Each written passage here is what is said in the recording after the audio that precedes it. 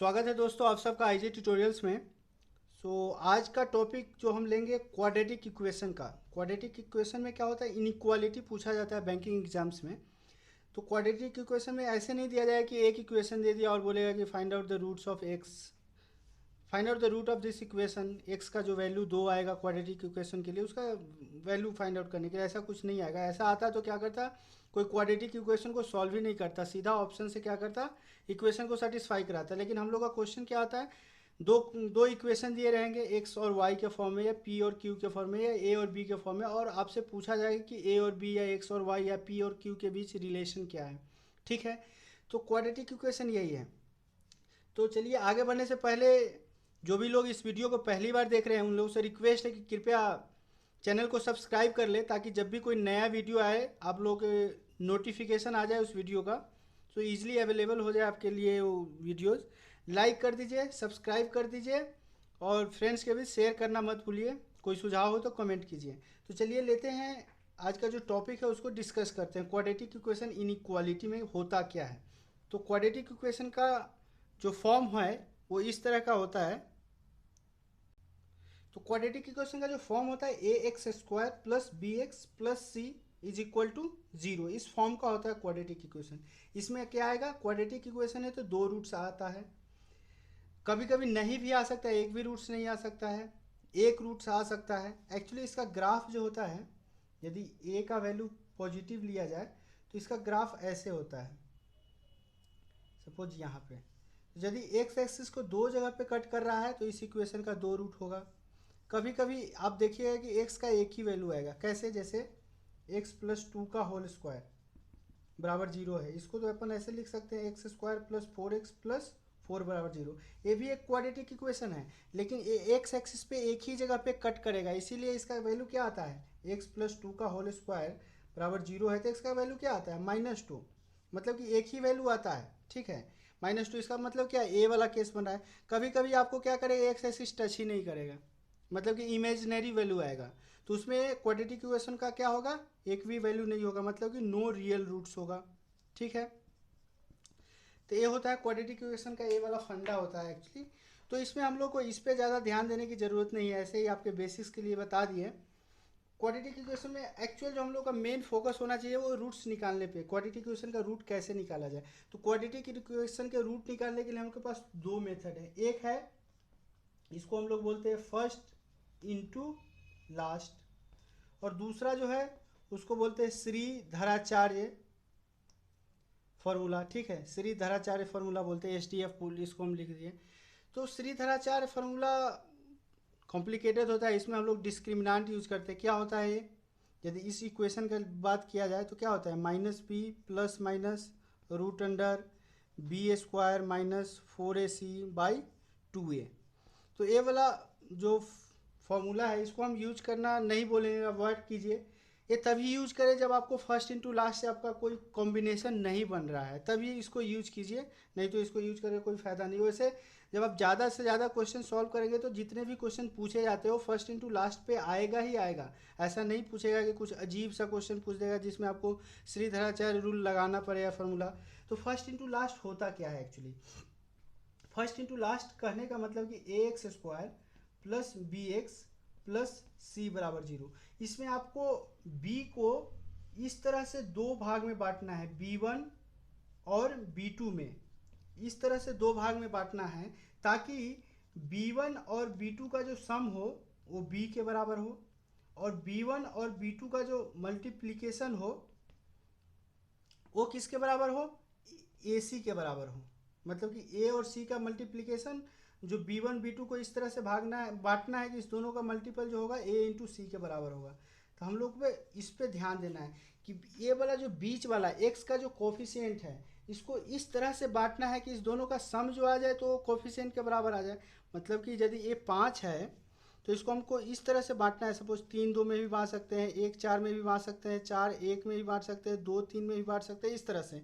लेकिन हम लोग को वही वाला फॉर्म लेना है, वही वाला पेयर लेना है जो कि इस दोनों को गुना करने पे यहाँ पे ए का कुछ वैल्यू और सी का वैल्यू इस दोनों के गुणनफल के बराबर हो। ठीक है, वैसा ही वैल्यू लेना है।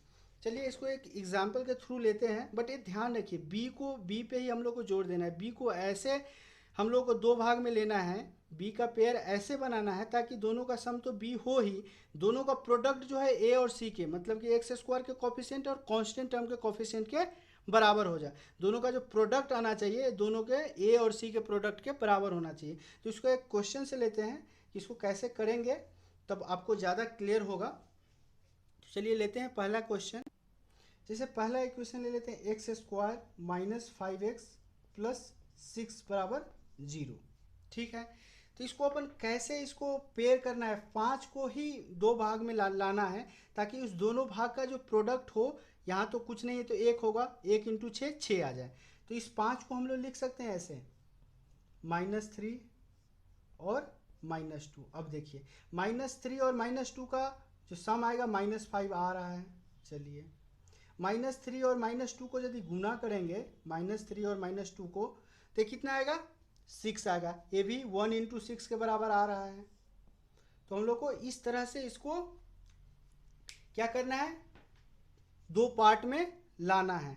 तो इसको करने के लिए सबसे अच्छा एक तरीका क्या होता है ना, कि आपको, ये तो बहुत इजी क्वेश्चन था तो आपने जल्दी ही माइंड में स्ट्राइक कर गया, नहीं तो आपको यदि ए और सी का जो वैल्यू है ना, पूरा प्राइम छोटा से छोटा मल्टीपल में आप ले आइए। जैसे ए का वैल्यू 12 दिया हुआ है तो आप इसको ऐसे लिखिए, 2 गुना 2 गुना 3। यदि इसका वैल्यू मान लिया कि यहाँ पे दिया हुआ है 6, सी का वैल्यू, तो इसको ऐसे लिख दीजिए, 2 तिहाई 6। मतलब कि एकदम छोटा से छोटा फॉर्म में उसको ले आइए और वहाँ से पेयर बनाने का कोशिश कीजिए। ठीक है, तो यहाँ पे बी को पेयर बनाने से ज़्यादा अच्छा है ना कि अपन ए और सी पे ही ध्यान देते हैं। जैसे यहाँ पे क्या करते हैं हम लोग, ए का वैल्यू तो 1 है, 1, सी क्या है, 6 है, तो इसको छोटा से छोटा क्या वैल्यू ला सकते हैं, 2 गुना 3। अब देखिए, अब 2 गुना 3 हम लोग के पास है और 2 और 3 पे ध्यान देते हैं। चलिए 2 और 3 को जोड़ते हैं तो 5 आता है, यहाँ आ रहा है, 2 3 को गुना किए 6 आ रहा है, यही आ रहा है। तो ये वाला प्रोसेस होना चाहिए हम लोग को। ए और सी को, ये ध्यान रखिए इस बात को, बहुत इंपॉर्टेंट चीज़ है। ए और सी को क्या करना है, छोटा से छोटा रूप में देना है। ठीक है, छोटा से छोटा मल्टीपल इसको लिख देना है, फैक्टर कर देना है, छोटा से छोटा फैक्टर कर देना है। ठीक है, वैसे ज़्यादा से ज़्यादा क्वेश्चन सॉल्व करेंगे तो आपको एक आइडिया हो जाएगा कि कब क्या करना है और क्या लगता है और क्या लगाना है। तो ये तो बेसिक था, लेकिन क्या है, सबसे इम्पोर्टेंट चीज़ जो होता है क्वाड्रेटिक में कि आपको वैल्यूज़ को कंपेयर करना रहता है। सपोज दो इक्वेशन, एक एक्स में दिया हुआ है, एक वाई में दिया हुआ है, आपको वैल्यूज़ को कंपेयर करना है कि एक्स ग्रेटर देन वाई होगा या एक्स लेस देन वाई होगा या x greater than equal to y होगा या x less than equal to y होगा या x is equal to y होगा या एक्स और वाई के बीच में कोई रिलेशन नहीं होगा। तो ये इंपॉर्टेंट चीज़ है और बहुत से लोग क्या करते हैं, रूट्स तो निकाल लेते हैं बट कंपेयर करते वक्त गलती कर देते हैं और वहाँ पे उनका आंसर जो है गलत हो जाता है। तो इसके लिए मैं जो अब फॉलो करता हूँ वो रूल आपको बताऊँगा। कभी भी इंडिविजुअली कंपेयर मत कीजिए। क्या कीजिए, हमेशा उसको नंबर लाइन वाला जो मेथड है उसको फॉलो कीजिए। नंबर लाइन वाला मेथड क्या है, चलिए आपको बताते हैं नंबर लाइन का मेथड। नंबर लाइन का मेथड है कि आपने बचपन में पढ़ा होगा कि लेफ्ट साइड में माइनस इन्फिनिटी प्लस इन्फिनिटी होता है राइट साइड में, मतलब कि इधर से इधर जो है संख्या बढ़ते जाता है। ठीक है, ठीक है। अब क्या है कि एक नंबर लाइन आप बनाइए जो एक्स और वाई का वैल्यू है ना, ठीक है, तो एक्स वाला वैल्यू को ऊपर रखिए, वाई वाला वैल्यू के नीचे रखिए। सपोज एक्स का वैल्यू आया आपको -2 से 5 के बीच में, ठीक है, और वाई का वैल्यू आपको आया -3 और 6 आया। एक्स का वैल्यू आपको आया -2 और 5, तो एक्स का वैल्यू -3, तो -3 तो इधर -2 से पीछे ही आएगा, तो यहाँ पे क्या होगा, ये वाला वैल्यू क्या होगा, -3, ठीक है, और y का वैल्यू 6, मतलब कि 5 के आगे जाएगा 6, ठीक है। तो इस वाले चीज़ को ऐसे कर लीजिए, ये क्या आया y का, अब देखिए ये क्या आया x का। अब यहाँ पे क्या कीजिएगा ना, यहाँ से ओवरलैप कराने का कोशिश कीजिएगा, ठीक है। कैसे करना है इसको हम लोग क्या करेंगे, 3 कैटेगरी में बांटेंगे और कैसे करना है उसको देखते हैं। ये कंपेयर कैसे करना है, that is the vital means this comparison plays vital role in quadratic inequality। सो इस पे थोड़ा हमसे ज़्यादा ध्यान देते हैं और 3 पार्ट्स में उसको बांटे हैं, कब होगा क्या, तो क्या रिलेशन आएगा। तो चलिए लेते हैं उसको। तो पहला क्या है, ओवरलैप कर गया तो नो रिलेशन। सपोज ये नंबर लाइन है, ठीक है, एक्स का वैल्यू आपको यहाँ से यहाँ तक आया, ये यहाँ से यहाँ तक नहीं, मतलब एक एक्स का वैल्यू ये होगा, एक एक्स का वैल्यू ये होगा। तो इसको हम लोग क्या करेंगे, यहाँ से यहाँ तक एक्स ले लेंगे। एक्चुअली एक्स का वैल्यू ए है और ए है, यहाँ से यहाँ तक वैल्यू नहीं है। मान लें कि ए -1 है तो 2, तो एक्स का वैल्यू -1 से लेकर के 2 तक नहीं है, एक्स का वैल्यू -1 है और दूसरा वैल्यू हो सकता है 2। तो इसको हम लोग ऐसे ले लेंगे। और वाई का वैल्यू सपोज ले लीजिए -2 से 6 तक, तो ये वाई का वैल्यू हम लोग ऐसे ले लेंगे। अब देखिए ये वाला पार्ट दोनों में ओवरलैप कर रहा है, जब भी ओवरलैप करेगा हम लोग के पास क्या आएगा, रिलेशन, नो रिलेशन आएगा उस दोनों के बीच में, ठीक है। तो ओवरलैप जब भी होगा, एक पॉइंट से ज़्यादा, मतलब कि ओवरलैप जब भी होगा एक्स और वाई के बीच में या किसी दो क्वांटिटी के बीच में, तो उसके बीच का कोई रिलेशन रह ही नहीं जाएगा उसके बीच में। एक्स और वाई को ऐसे सजाना है नंबर लाइन पे, एक्स और वाई का वैल्यू यदि दो इक्वेशन से ले आए, उसको सीधा हम लोग नंबर लाइन पे रख के देखेंगे। इंडिविजुअली कंपेयर मत कीजिए, जो लोग पहले से कर रहे हैं तो उनको ये मैं सजेस्ट नहीं करूँगा कि ये वाला कीजिए, क्योंकि वो ऑलरेडी उसमें थोड़ा सा ज़्यादा ही क्या बोलते हैं कंफर्ट लेवल होगा उनका कि इंडिविजुअली कंपेयर करने का। बट जो नए नए सीख रहे हैं उनसे मैं रिक्वेस्ट करता हूँ कि ओवरलैपिंग के मेथड से जाए, ठीक है। ये वाला चीज़ जो है आपको कभी भी गलती नहीं करवाएगा। तो दूसरा केस क्या हो सकता है कंपैरिजन का, तो दूसरा है कि जब टच करता है एक्सट्रीम एंड, मतलब कि एग्जैक्ट दोनों का एक्सट्रीम एंड यदि टच कर रहा हो, एक ही पॉइंट, एग्जैक्ट एक ही पॉइंट, तो उसमें either greater than equal to होगा या लेस देन इक्वल टू होगा। जो भी राइट साइड में होगा वो बड़ा या बराबर हो जाए। जैसे ये नंबर लाइन लिए, ठीक है, मान लिया कि x का वैल्यू यहाँ से यहाँ तक आया, x का वैल्यू, ठीक है, यहाँ से यहाँ तक नहीं है, हम कहने के लिए आपको समझाने के लिए बोले यहाँ से यहाँ तक। एक्चुअली x का वैल्यू आइदर ए हो सकता है या ए हो सकता है, ऐसे है। और y का वैल्यू सेम पॉइंट से इधर जा रहा है, ठीक है, ये y का वैल्यू है। तो सेम पॉइंट पे दोनों यदि टच कर रहा है एक्सट्रीम एंड, तो यहाँ क्या हो जाएगा, y is greater then x, ठीक है। मतलब कि राइट जो दाएं तरफ होता है, जो राइट साइड में होता है, वो बराबर होता है, क्योंकि निगेटिव टू पॉजिटिव जाते हैं। आपको बताएं कि बाएं से दाएं जाते हो तो संख्या जो है बढ़ते जाता है नंबर लाइन पे, ठीक है। तो यहाँ y क्या है, एक सिनारियो से तो हो रहा है कि y is greater then x, चलिए, लेकिन दोनों का एंड एग्जैक्ट टच कर रहा है, इसका मतलब इक्वल टू भी होगा। चलिए लेते हैं इसका तीसरा केस क्या हो सकता है। अब तीसरा केस है कि नॉट ओवरलैपिंग नॉट टचिंग, मतलब कि न तो ओवरलैप करता है और न ही टच करता हो। तो उसमें क्या होगा, आइदर ग्रेटर देन और इक्वल टू। जैसे कि आपको दिखाएं, ये नंबर लाइन है, ठीक है, इसमें बोल रहा है कि ए वाला जो वैल्यू है वो वाई का है, और यहाँ से यहाँ ए वाला जो वैल्यू है एक्स का है। तो राइट साइड में है, इसका मतलब कि x is greater than y हो गया। दूसरा यदि यही केस लेता कि यहाँ से यहाँ तक एक्स का वैल्यू है, ठीक है, और इधर कहीं यहाँ y का वैल्यू है, तो राइट साइड वाला y है, तो y is greater then x हो जाएगा। तो ऐसे हम लोग को कंपेयर करेंगे। अभी आपको हो सके समझ में नहीं आए तो चलिए लेते हैं लाइव एग्जाम्पल के थ्रू हम लोग इसको समझेंगे कैसे होता है। चलिए स्टार्ट करते हैं आज के क्वेश्चन सीरीज का क्वेश्चंस को। तो लेते हैं पहला क्वेश्चन। तो चलिए ये वाला क्वेश्चन लेने से पहले एक बार फिर से मैं वही बेसिक जो क्वाड्रेटिक इक्वेशन था उस पर रूट कैसे निकालते हैं उसको थोड़ा समझा देते हैं कि कैसे निकालते हैं। जैसे ए वाला इक्वेशन है क्वाड्रेटिक का, a x square plus b x plus c बराबर 0। आपने क्या करा, इस बी को b1 और b2 में ला दिए, ठीक है, ला दिए, और ये सेटिस्फाई कर रहा है कि b1 और b2 का सम जो है b है और b1 इंटू b2 जो है a इंटू सी है। तो अब जो x का वैल्यू होगा ना वो क्या होगा, देखिए ये b1 आया, उसको b1 को ऐसे ही रहने दीजिए, और एक्स स्क्वायर का जो कॉफिशिएंट है ना, एक्स स्क्वायर का कॉफिशिएंट क्या है a, उसका निगेटिव कर दीजिए। दूसरा वैल्यू क्या आएगा, b2 को वैसे ही रहने दीजिए, एक्स स्क्वायर का कॉफिशिएंट क्या है a है, तो उसको निगेटिव ले लीजिए। ऐसे ही करना है, ये बहुत अच्छा कॉन्सेप्ट है, इसको ध्यान में रखिए कि b1 को तो क्या किए, b को हम लोग दो पार्ट में बांधती है, जब भी दो पार्ट में जब ही बटा, ठीक है, तो उस b1 में क्या करेंगे, एक्स स्क्वायर का कोफिशिएंट से भाग देंगे, लेकिन उसका जो कोफिशिएंट है उसका साइन निगेटिव कर देंगे। तो यहाँ पे a प्लस ए है तो साइन क्या हो जाएगा, माइनस ए। सिमिलरली b2 निकाले, b2 में एक्स का दूसरा वैल्यू क्या आएगा, b2 बटा एक्स स्क्वायर का कोफिशिएंट लेकिन निगेटिव साइन के साथ, तो b2 माइनस बटा माइनस ए हो जाएगा। चलिए इस क्वेश्चन को कैसे अपन सॉल्व करेंगे, इस क्वेश्चन को देखते हैं। अब आपको बताएं कि b1 को कैसे बांटना है, उसके बारे में आपको बताएं हम। देखिए 84 को आपको बताया कि ए और सी का जो प्रोडक्ट है ना, उसको आप क्या कीजिए, मिनिमम से मिनिमम हो सके। वैसे यहाँ पे तो डायरेक्ट दिख रहा है नहीं, लेकिन आप लोगों के लिए मैं एकदम बेसिक से बता देता हूँ। इसको मिनिमम फैक्टर कर दीजिए। 84 को हम लोग क्या लिख सकते हैं, 2 दूना 4 तिहाई 12 सत्ता 84। अब ए आया यहाँ पे, तो एक्स स्क्वायर का कोफिशिएंट 1 है, तो 1 लिखने का कोई ज़रूरत है नहीं।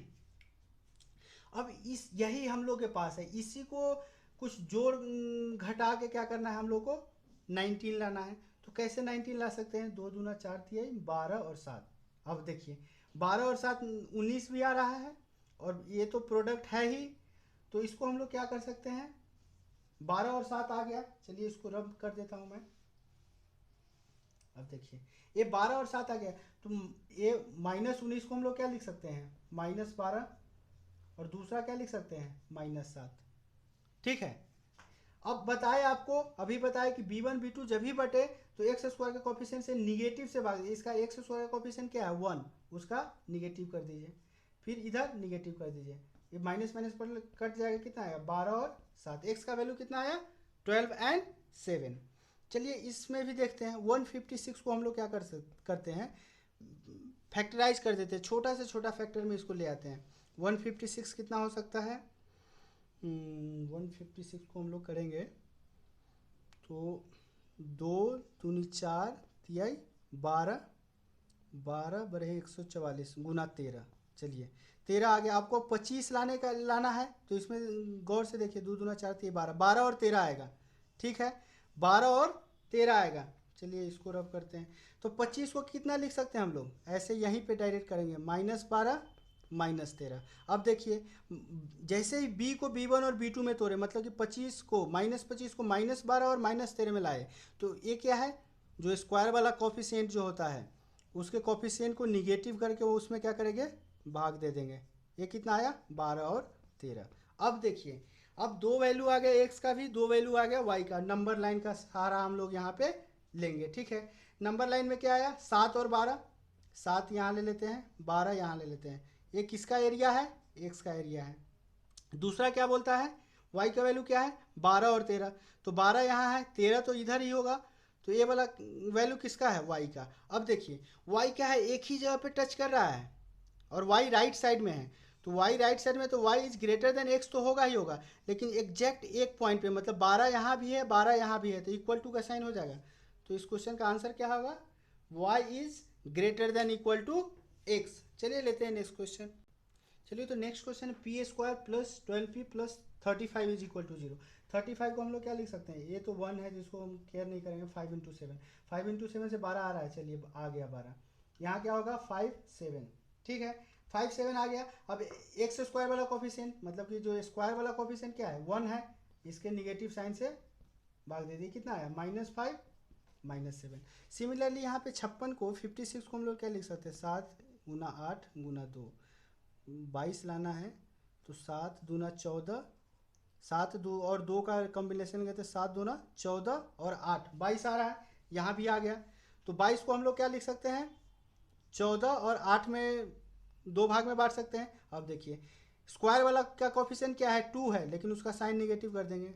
ठीक है, तो ये कितना आ जाएगा, -7, और ये कितना आ गया, -4।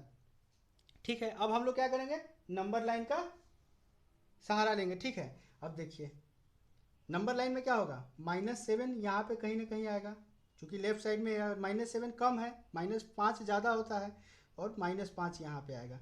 ये वाला एरिया किसका है, एक्स का एरिया है। ठीक है, अब क्या है, क्यू का एक्स का एरिया या पी का एरिया, यहाँ पे पी के फॉर्म में दिया तो पी का एरिया ले लिए। इसमें क्या दिया हुआ है, -7, तो यहाँ पे है, -4 राइट साइड में आएगा, तो -4 यहाँ कहीं ना कहीं यहाँ पे आएगा -4।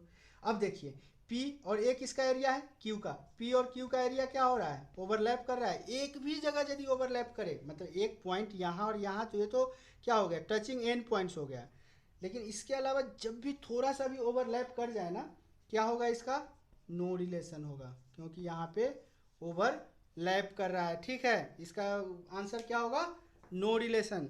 इसको अभी तीन जो चीज़ बताया उसको वीडियो को फिर से बैक में जाइए, क्या होता है जब भी ओवरलैप किया नो रिलेशन, टच की कर रहा है एक्सट्रीम एंड्स क्या होगा, ग्रेटर देन इक्वल टू या लेस देन इक्वल टू होगा।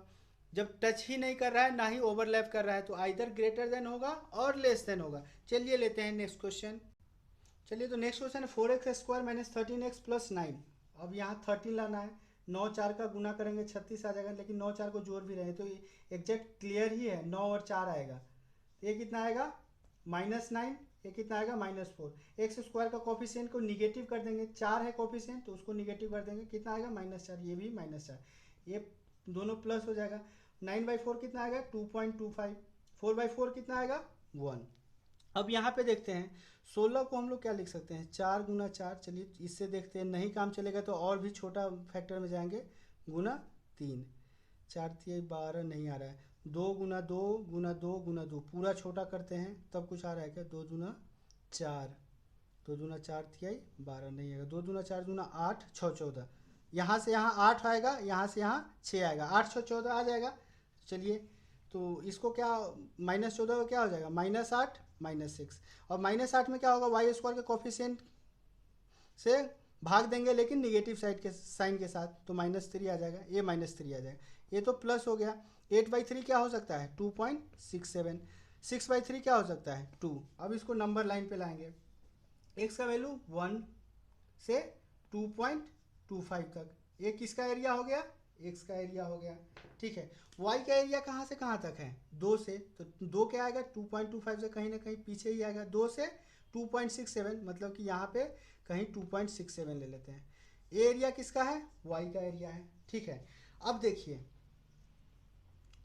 यहाँ से यहाँ y का एरिया है, यहाँ से यहाँ x का एरिया है, इतना पोर्शन जो है x और y का ओवरलैप हो रहा है, इसका आंसर क्या आएगा नो रिलेशन। जब भी ओवरलैप करेगा आंसर क्या आएगा नो रिलेशन। चलिए लेते हैं नेक्स्ट क्वेश्चन। चलिए तो नेक्स्ट क्वेश्चन दिया हुआ क्वाड्रेटिक में, लेकिन थोड़ा सा एक स्टेप और यहाँ पे करना पड़ेगा तब जाके एक्चुअल क्वाड्रेटिक आएगा। तो x² 25 को उधर ले जाएंगे तो कितना आ जाएगा 45x, ये 50 उधर जाएगा तो कितना आएगा 46 बराबर 0। अब एग्जैक्ट क्वाड्रेटिक का फॉर्म ले लिया, ठीक है। तो इसको हम लोग कैसे कर सकते हैं, 46 को क्या कर सकते हैं, 46 इंटू 1 यही लिख सकते हैं, ठीक है। इसके अलावा 46 को और कुछ लिख सकते हैं क्या, इसके अलावा 46 को देखते हैं क्या ले सकते हैं। 46 को 23 इंटू 2 लेंगे, लेकिन उससे भी काम नहीं चलेगा, 23 इंटू 2 लेंगे, इससे काम तो चलेगा नहीं क्योंकि इसका सम जो है 45 का नहीं आ रहा है। तो 46 इंटू 1 पे हम लोग सोच रहे हैं कि 46 और 1 को यदि निगेटिव लेंगे तो 45 आ रहा है, तो इसका क्या मतलब हुआ कि 45 में एक क्या होगा 46, दूसरा क्या होगा -1, तभी तो आएगा 45, ठीक है। अब क्या करना है x² के कोफिशिएंट को निगेटिव कर देना है, यहाँ भी निगेटिव, ये कितना आ गया -46 और 1 आ गया। इसको देखते हैं 24 है तो ये तो डायरेक्ट दिख रहा है, 6 और 4 आएगा, 10 कितना -10 कितना में आ जाएगा -6 और -4 में y² के कोफिशिएंट को निगेटिव करके भाग देंगे, ये कितना आ गया 4 और 6 आ गया। नंबर लाइन पे जाएंगे, ठीक है। नंबर लाइन पे जाते हैं तो यहाँ पे -46 होगा, ये 1 होगा, ये किसका एरिया है x का एरिया है। y का एरिया कितना है, ये यहाँ पे कहीं 4 होगा, यहाँ पे कहीं 6 होगा, तो y का एरिया तो ये आ गया, न ओवरलैप कर रहा है, y का एरिया इतना आया, x का एरिया इतना आया, न ओवरलैप कर रहा है न एक्सट्रीम एंड टच कर रहा है, क्या होगा 12 6 चौका 24 6 4 10, कहीं गड़बड़ करा क्या मैंने यहाँ पे, तो इसको क्या कर सकते, यहाँ पे कुछ गड़बड़ हुआ है, लग रहा है कि यहाँ पे आपको बताए थे कि यदि इसको -10 को -6 और -4 ले आइएगा तो इसका प्रोडक्ट a और c के बराबर होना चाहिए, तो a और c कितना है 1 और -24, तो कितना आ रहा है -24, क्या -6 इंटू -4 -24, ये तो 24 आ रहा है। इसका मतलब कि हम लोग को इससे काम नहीं चलेगा, कुछ दूसरा फैक्टर लेना पड़ेगा, क्योंकि आपको बताए थे कि B को B1 और B2 में इस तरह बांटे कि इसका जो प्रोडक्ट होगा वो A और C के बराबर होगा, ये वाला बताए थे कि नहीं। लेकिन यहाँ पे -6 और -4 कर रहे हैं तो इसका प्रोडक्ट तो 24 आ जा रहा है, लेकिन A और C का प्रोडक्ट कितना है, -24 है, तो इससे हमको काम नहीं चलेगा। तो 24 को कितना कर सकते हैं, 2 दूना 4, दूना 8, तिहाई 24। यहाँ पे कुछ बन रहा है क्या, 2 दूना 4 तिहाई 12 और 2, चलिए 12 और 2 से तो कुछ बन रहा है। तो 10 को हम लोग कितना लिख सकते हैं, -12 और 2। अब देखिए इसका प्रोडक्ट भी -24 आ रहा है, इसका मतलब कि ए सही है। इसको क्या करेंगे, स्क्वायर वाले के कोफिशिएंट को निगेटिव करके भाग दे देंगे, ये कितना आएगा, -2 और 12 आएगा। अब देखिए नंबर लाइन पे लाए, ये कितना है, -46 से 1 तक आएगा। ये वाला एरिया किसका है, ये वाला एरिया जो है वो किसका है, x का है। अब दूसरा एरिया क्या बोलता है, -2, तो -2 तो यहाँ पे कहीं आएगा, यहाँ पे -2 कहीं आएगा, ठीक है। -2 से 12 तक, 12 तो 1 के बाद आएगा, मतलब कि ए वाला एरिया किसका है, y का। और x और y के बीच में एरिया क्या है, ओवरलैप कर रहा है, इसका मतलब कि इसका आंसर क्या होगा, नो रिलेशन। ठीक है, इसका आंसर क्या होगा, नो रिलेशन। चलिए लेते हैं नेक्स्ट क्वेश्चन। चलिए हम लोग का नेक्स्ट क्वेश्चन है ये वाला, तो इसको भी क्या करना पड़ेगा, एक दो स्टेप्स मॉडिफाई करके हमको ax² + bx + c के फॉर्म में लाना पड़ेगा। तो इसको करेंगे तो कितना आ जाएगा, 3x² - 30x + 48 = 2x² - 24x + 48 आएगा कि नहीं आएगा। तो 48 तो 48 कल चला गया, ये 3x² 2x² उधर जाएगा तो x² - 30x है, 24 तो प्लस में जाएगा तो 6x हो जाएगा बराबर 0। तो x कॉमन ले लें तो क्या आ जाएगा, x - 6 बराबर 0। तो यहाँ तो कोई निकालने का जरूरत ही नहीं है, x बराबर आइदर 0 आ सकता है या 6 आ सकता है। ठीक है, इसके लिए यदि देखेंगे तो क्या कर सकते हैं, 5 चौका 20 कर सकते हैं। तो हमको चूंकि माइनस इसका कोफिशिएंट कितना, -1 लाना है, -y होना चाहिए। तो इसको हम लोग क्या कर सकते हैं, -5 + 4, इस वाले इसका कोफिशिएंट क्या है, -1, तो -1 लाने के लिए क्या कर सकते हैं, इसको हम लोग क्या कर सकते हैं, 5 और -4 भी कर सकते हैं। लेकिन 5 और -4 करने से हम लोग को क्या आएगा, +1 आएगा, लेकिन हम लोग को इसका कोफिशिएंट क्या चाहिए, -1। -1 करने के लिए जो बड़ा वाला 5 है उसको क्या करना पड़ेगा, निगेटिव, छोटा वाला को पॉजिटिव। अब इसको क्या करेंगे, स्क्वायर वाले टर्म्स के निगेटिव साइन से डिवाइड कर देंगे, ये कितना आएगा, -4 और 5 आएगा। ठीक है, -4 और 5 आएगा। तो इसको फिर से हम नंबर लाइन पे ले जाते हैं, ये 0 यहाँ पे होगा, 6 यहाँ पे होगा, चूँकि निगेटिव वैल्यू है तो -4 यहाँ पे होगा और 5 यहाँ पे होगा। अब देखिए किसका क्या एरिया है उस पर थोड़ा सा कॉन्सेंट्रेट कर लेते हैं। 0 से 6 वाला एरिया किसका है, x का, और -4 से 5 वाला एरिया किसका है, y का। x और y का एरिया यहाँ पे ओवरलैप कर रहा है, इसका मतलब इसका आंसर क्या होगा, नो रिलेशन। ठीक है, मतलब x और y के बीच में हम लोग कोई रिलेशन फाइंड नहीं कर सकते हैं। चलिए लेते हैं नेक्स्ट। तो यहाँ पे 12 को हम लोग क्या लिख सकते हैं, 4 × 3, इससे छोटा तो नहीं हो सकता है, 4 × 3 करने से 7 आ रहा है, 4 और 3 का कॉम्बिनेशन आ रहा है। तो इसको क्या कर सकते हैं, -4 और -3, और एक बार करने के बाद देख लेंगे कि -4 × -3 12 आ रहा है, क्योंकि 1 × 12 12 आ रहा है। चलिए अब इसका जो पहला रूट हो जाएगा कि x² कोफिशिएंट को निगेटिव करके भाग दे देंगे, तो मतलब 3 और 4 आ रहा है। फिर अगेन यहाँ पे 12 है तो 4 और 3 में ही जाएगा, ठीक है, 4 और 3 में ही जाएगा, लेकिन हम लोग को कोफिशिएंट क्या लेना है, 1। तो 4 और 3 में से क्या करना पड़ेगा, घटाना पड़ेगा। चूंकि +1 लाना है तो क्या करना पड़ेगा, 4 को पॉजिटिव रखना पड़ेगा और 3 को निगेटिव। अब देखिए दोनों का प्रोडक्ट -12 आ रहा है। अब इसका पहला रूट निकालने के लिए क्या, y² का कोफिशिएंट को निगेटिव करके भाग दे देंगे। तो एक कितना आया, -4 और 3। पहला क्या आया, 3 और 4, दूसरा क्या आया, -4 और 3। चलिए इसको नंबर लाइन पे ले जाते हैं। ठीक है, नंबर लाइन पे ले जाए तो यहाँ 3 है, यहाँ 4 है, ये किसका एरिया है, x का। ठीक है, -4 तो कहीं ना कहीं इधर होगा और 3 तो यहाँ है, इसका मतलब ए वाला किसका एरिया है, y का। ठीक है, अब देखिए y और x का एग्जैक्ट एक्सट्रीम एंड टच कर रहा है, इसका मतलब कि इक्वल टू का साइन आएगा। राइट साइड में क्या है, x है, तो x क्या होगा, बड़ा तो होगा ही होगा, उसके साथ बराबर होगा। तो यहाँ पे जो रिलेशन होगा वो क्या होगा, x is greater than equal to y। चलिए लेते हैं नेक्स्ट क्वेश्चन। चलिए इस क्वेश्चन को करने के लिए 4×3 12 मतलब 8 को कैसे बांटेंगे कि 12 आएगा। तो ये तो आइडिया आ रहा है 6 और 2 आएगा। नहीं आइडिया आ रहा है तो 4 को हम लोग क्या करते हैं, छोटा से छोटा 2×4 कर देंगे, 3 कर देंगे। अब यहाँ से क्या देख रहे हैं, 2×3 6 और 2 का कॉम्बिनेशन से बनना है। ऐसे भी कर सकते हैं, जो बिगिनर्स है उसके लिए, उन लोगों के लिए मैं ऐसे समझा रहा हूँ।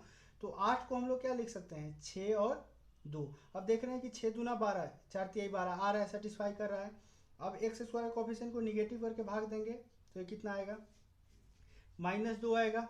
ये कितना आएगा, -0.67 आएगा।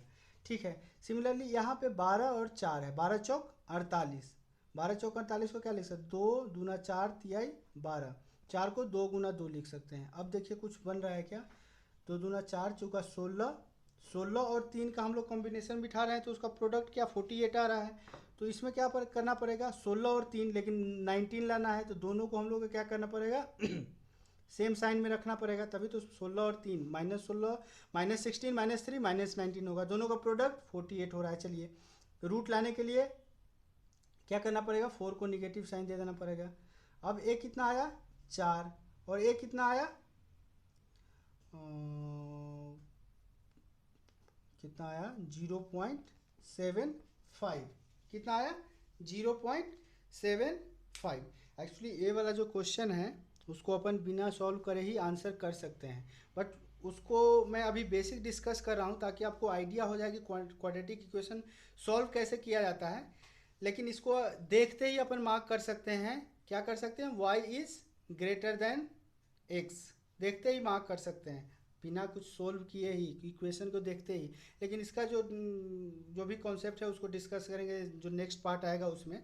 अभी आपको क्या कर रहे हैं कि बेसिक सिखा रहे हैं कि कैसे इक्वेशन को सॉल्व किया जाता है। नेक्स्ट पार्ट जब देखेंगे तो उसमें पूरा जो भी ट्रिक्स है उसको देखेंगे। ठीक है। अब क्या करेंगे, इस सारे वैल्यू को नंबर लाइन पे ले जाएंगे। तो -2 से -0.67, ये किसका एरिया है, एक्स का। वाई का एरिया कितना है 0.75 से 4 का एरिया, ना तो ओवरलैप कर रहा है ना ही एक्सट्रीम एंड पे टच कर रहा है। इसका मतलब रिलेशन क्या आएगा, y is greater then x। चलिए लेते हैं नेक्स्ट क्वेश्चन। चलिए तो नेक्स्ट क्वेश्चन है 6x² - 49x + 99 is equal to 0। थोड़ा सा इसको बड़ा डेटा है तो ऐसे समझ में नहीं आ रहा है। चलिए इसको क्या करते हैं, 99 को 11×3×3 99, 6 को 2×3। अब यहाँ से ढूंढेंगे कि किसी को जोड़ घटा के हमको 49 आ रहा है कि नहीं।